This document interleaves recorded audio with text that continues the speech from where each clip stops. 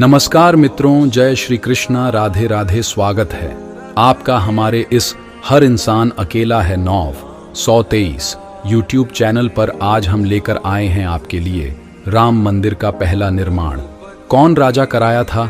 इसके बाद हम जानेंगे कि राम मंदिर प्राण प्रतिष्ठा समारोह में जो चावल मिला है उसका क्या करें। तो चलिए मित्रों, वीडियो को शुरू करते हैं। अयोध्या का पुराना नाम साकेत हुआ करता था। वहीं त्रेता युग में यह नगर कोसल राज्य की राजधानी थी, जिसकी वजह से लोग इसे कोसल भी कहते थे।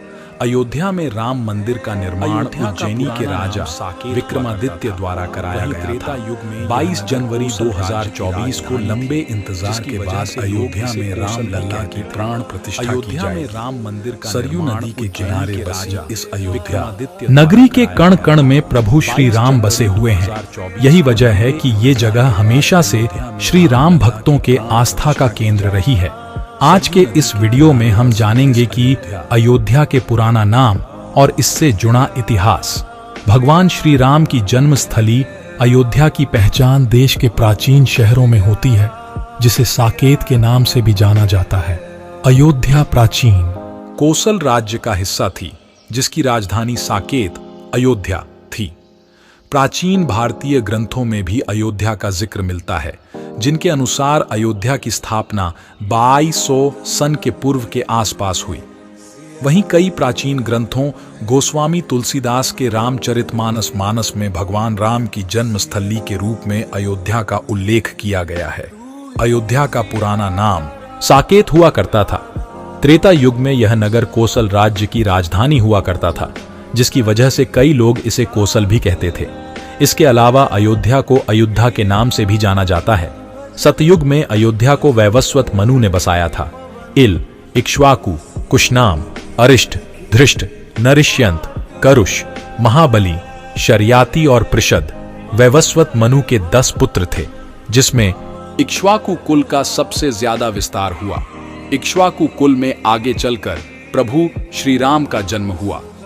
पौराणिक मान्यताओं के अनुसार अयोध्या में श्री राम मंदिर का निर्माण उज्जैनी के राजा विक्रमादित्य द्वारा कराया गया। राजा विक्रमादित्य का शासन दूर दूर तक फैला हुआ था। एक बार राजा विक्रमादित्य अपनी सेना सहित अयोध्या क्षेत्र से गुजर रहे थे। तभी उन्हें इस भूमि पर उन्हें सकारात्मक ऊर्जा का आभास हुआ।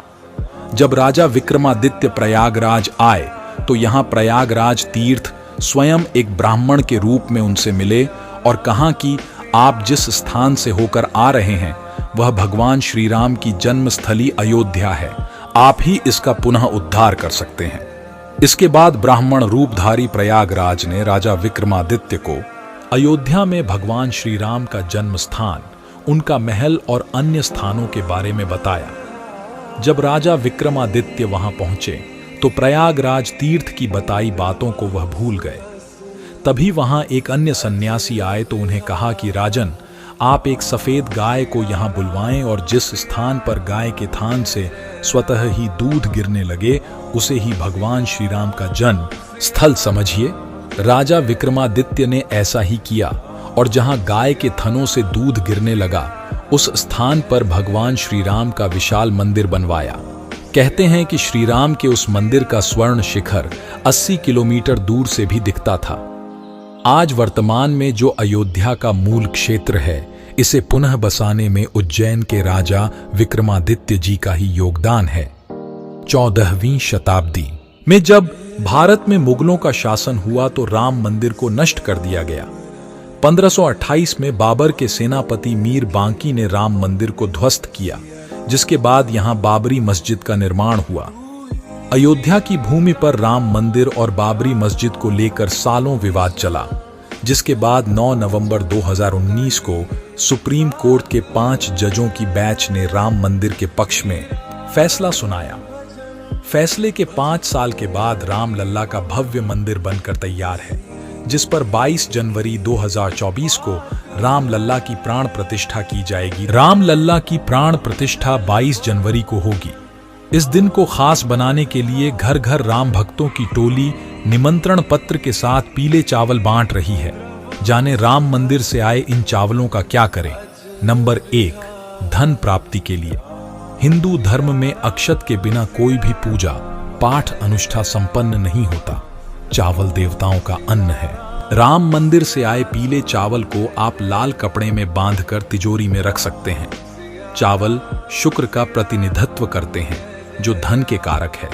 ऐसे इन पूजित चावलों को धन स्थान पर रखना धन प्राप्ति की राह आसान बनाने में मदद करेंगे।